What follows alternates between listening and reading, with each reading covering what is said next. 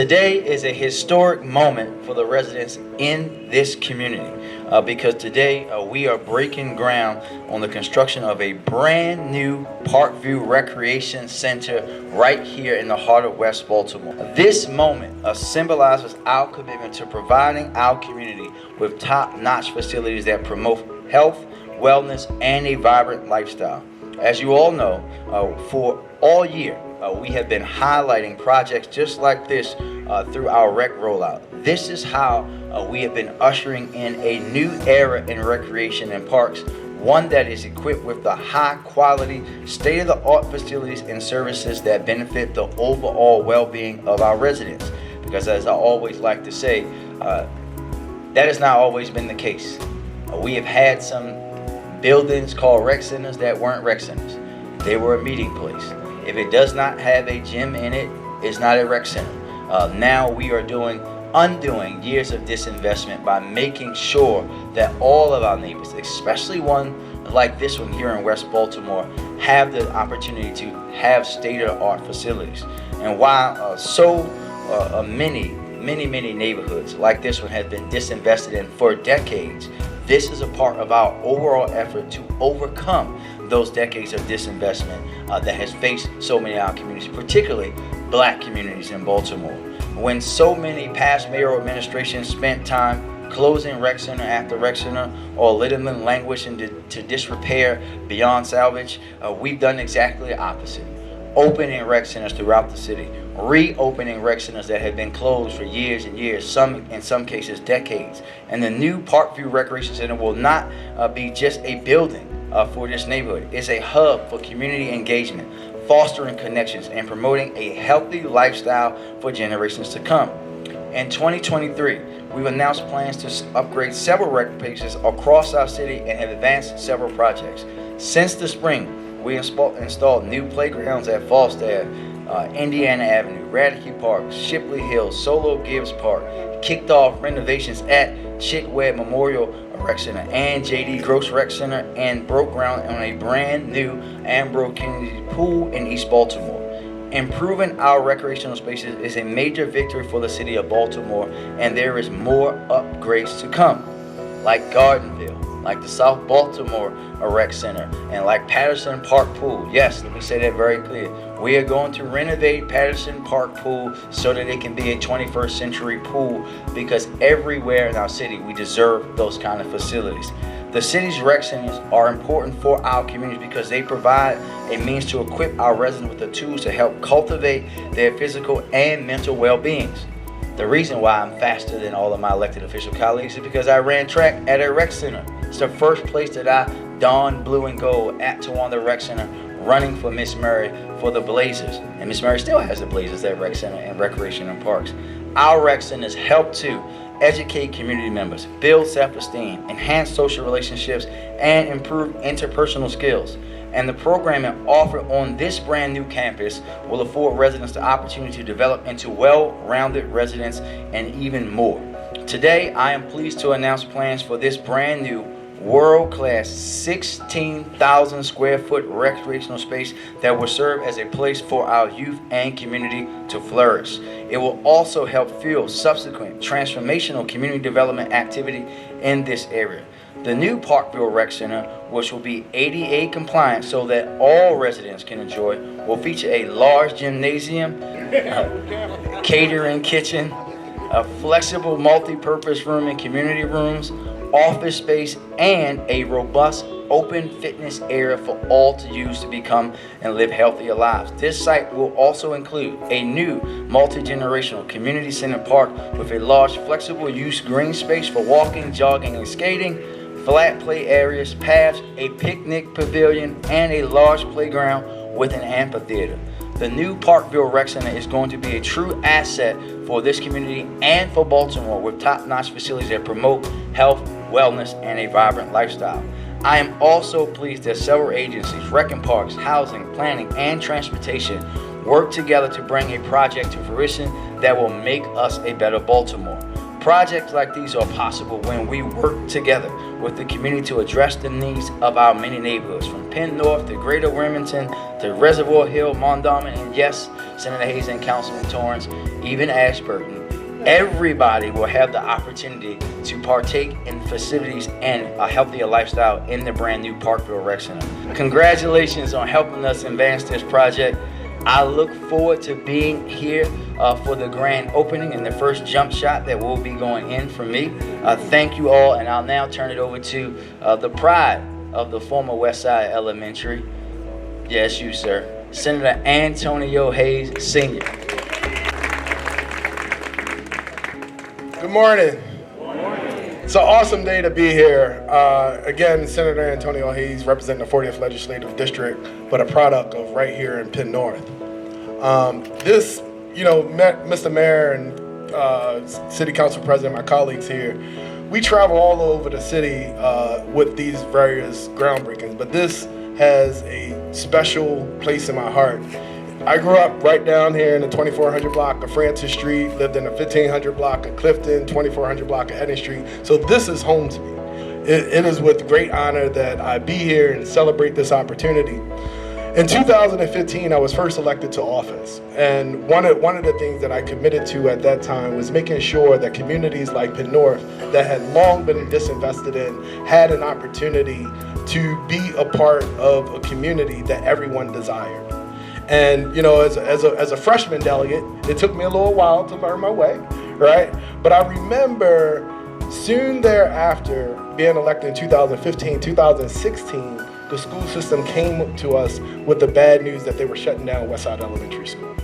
And what a tragedy that was, because I believe that Westside and the elementary school here would have created an opportunity where young people can have hope to be successful, just like many of us have here today. But it was shortly thereafter that I connected with Councilman, at that time it was Councilman Leon Pinkett, and I'm most grateful. I want to give a special shout out here to former Housing Commissioner Michael Braveman. Mike, raise your hand. So I don't know where Mike came up with this idea, but he knew my frustration about closing down Westside. He knew that I wanted to invest here in Penn North. He knew that it was my desire to see young people here in Penn North to have at least a glimpse into the opportunities that we shared growing up here in Penn North. And Mike said, I have an idea. I have an idea to find some money to get a 21st century recreation center here in the Penn North community. And years later, we're here today to celebrate that opportunity. So thank you so much, Mike, and Director Moore, for your vision and believing that Penn North needs other opportunities that other communities have experienced. I'm going to wrap up, but I am so proud to be here. I look forward to when we actually take the crane and tear this down and build up a brand new recreation center. But this recreation center will be the nucleus to development in this whole entire area. We're already partnering with DHCD to make sure that every vacant house along this along the outer circle is acquired and repurposed for home ownership opportunities, making sure there's other green development in the process.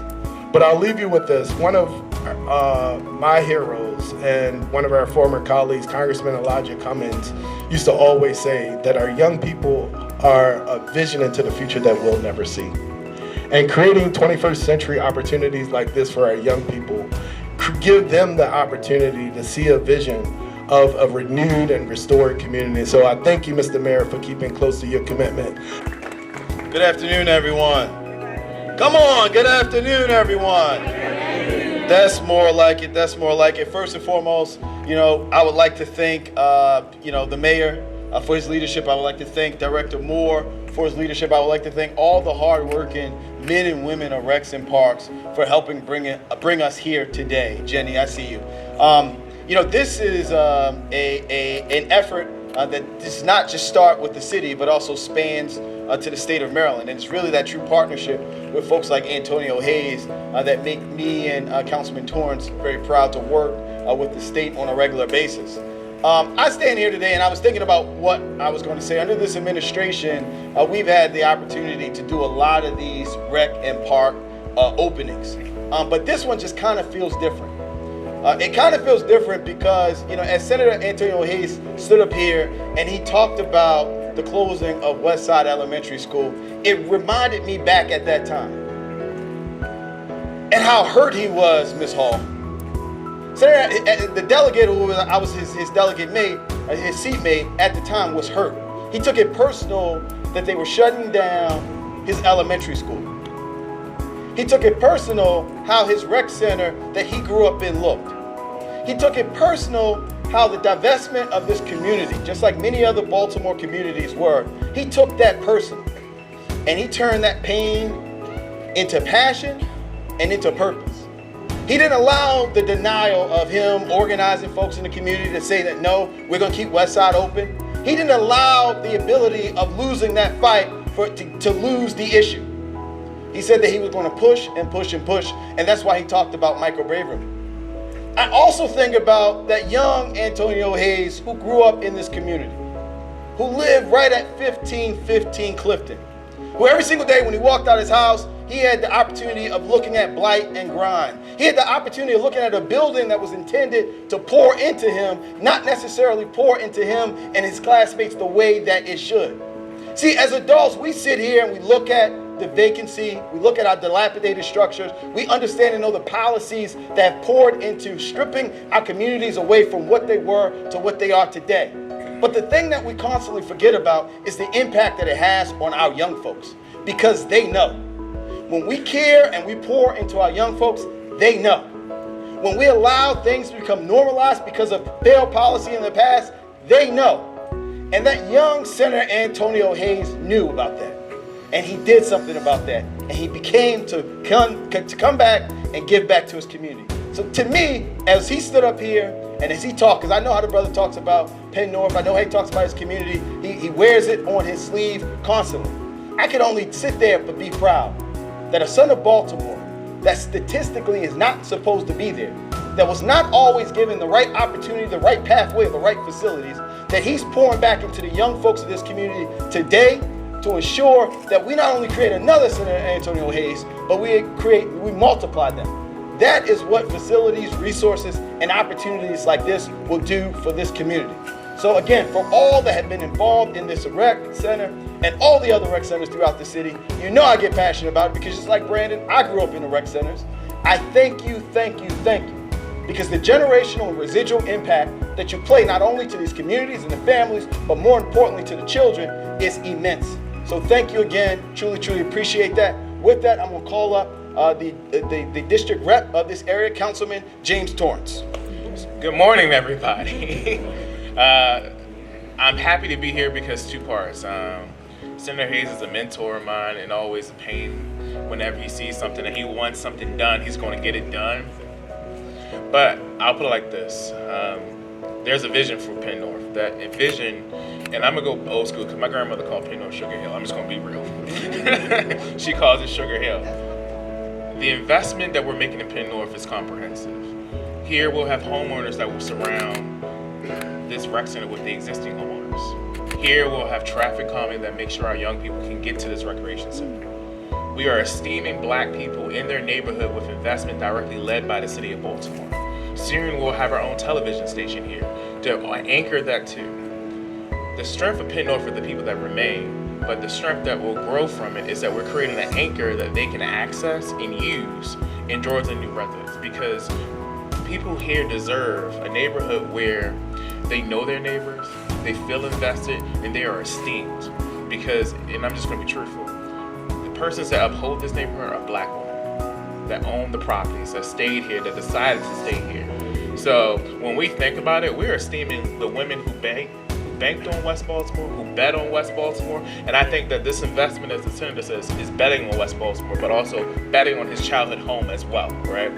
So being a boy from East Baltimore, I'm proud to represent this area because I know the history of it, but I know that they have advocates for themselves, but they also are a community that's proud of where they are and where they're going to be and where they came from. So with that being said, I'm happy for this investment. Thanks so much for having me today. It really is quite an honor to be able to share in this moment with all of you. and certainly to be with such a distinguished and committed group, Mayor Scott, Senator Hayes, our other elected officials and dignitaries, Director Moore. So I'm here for the celebration, the groundbreaking of the new Parkview Recreation Center. I'm here to represent HUD, and I wanted to share with you that HUD's mission is twofold. One is certainly to ensure to the best of our ability quality, affordable housing for all, but it's also to create strong, sustainable, and inclusive communities. And one of the ways that we work to achieve that mission is through a program called the Community Development Block Grant Program.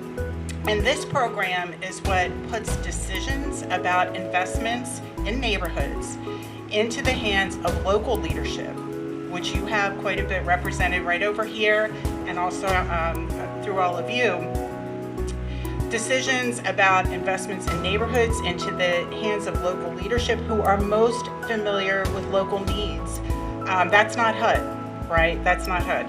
So to invest these dollars for revitalization, for improved facilities, for economic development, and in this project we see that intentionality in choosing to invest over $11 million of CDBG funds into this neighborhood, into Penn North, to create a community asset that has the potential to improve the quality of life for the folks that live here, and to jumpstart renewal of an historic neighborhood with so much potential. So HUD is delighted and so happy to be able to be part of that as a catalyst, understanding that this new center will be a safe space to exercise, to play, to socialize, to gather as a community, all these things that are so important to create and preserve our heart. And the people that are going to make all this happen and do all the hard work are all of you. Everyone is here today, and so thank you for that. Again, HUD's role is the catalyst. We don't do the heavy lifting like you all do.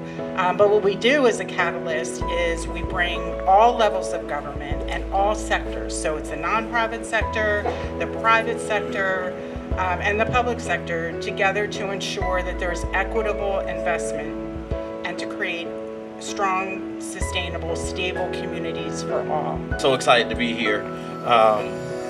I just want to start by really acknowledging the story, right? Senator Hayes, I want to tell you kind of how this whole strategy became a reality. It was back in, I want to say in 2018, me and Michael Braven called me. He says, look, we need to do something about Westside Elementary. What's your thoughts around the rec center? I was like, Michael, it sounds great, but we got to find the funding. He says, well, come pick me up one day and let's just go and tour some facilities so I can hear what could be the possibility here. And we had that drive, and we talked, and Michael says, I'll figure out a way to fund this if you can figure out a way to design and build it. And that was our commitment, and it's thankful that Commissioner Kennedy continued to support that vision. So it is so important as an agency, when agencies work together, as the mayor stated earlier, when you have a planning department, DOT, Rec and Park, and DHC, to seize the value of us working together, because we can do so much more together, working as a unit. But I also want to acknowledge other people who have played a vital role in this process. Stacy Freed from DHCD. I know, Stacy, you probably got tired of my emails, but thank you for being steadfast and helping us move this project forward. Mary Correa, your support to our team through this whole process. And then I have to acknowledge our Rec and Park team. I have a lot of Rec and Park staff here today, but it is the Adam Boardmans of the world. It is the Lance Deckers. It is the Kate Bryars, who I constantly meet with Adam every week, and I'm sharing visions, I'm sharing thoughts, and sometimes Adam looks at me and he's like, okay, director, we're gonna figure it out, but oh my God, it's another project. And I think Adam has graded a little bit since I came on board. But that is what we do, but we cannot do this without a community. So Miss Annie Hall and the community, thank you for coming to the community meetings, because we always believe that the best way that we can build a facility is we have true community input, because it's about what we can do for you all to make sure that we're meeting the needs of this community. But building state-of-the-art rec centers is a vision of Baltimore City Rec and Parks. How we continue to reimagine our spaces, and not just rec centers. What we're doing with playgrounds, the mayor kind of hit it early.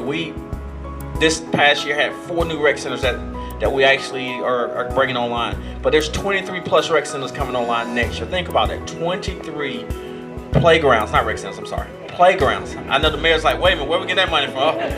But I get so excited just thinking about these things. But then you have swimming pools that we're revitalizing. So we're investing in our communities.